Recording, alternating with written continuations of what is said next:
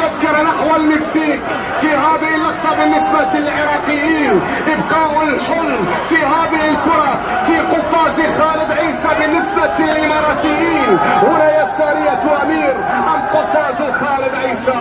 ركلة جزاء لمصلحة المنتخب العراقي في لحظات أخيرة، بل وفي ركلة جزاء تاريخية للعراق. أمير خالد في ركلة جزاء للتاريخ. أمير خالد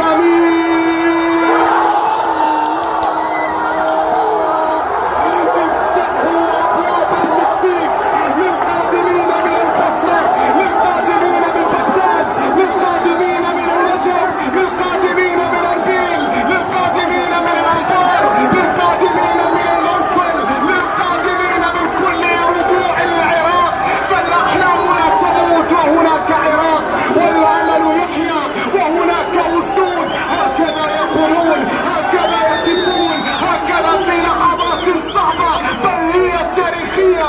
العراق، كل العراق يهتف، العراق يسجل الهدف الثاني ومثلما فعلها رفقاء الراحل أحمد راضي. هنا أمير يضع المنتخب العراقي نحو الطريق الصحيح، نحو الحلم في الملحق العالمي. نعم، بالتسديدة اليسارية في شباك خالد عيسى. العراق هدفان.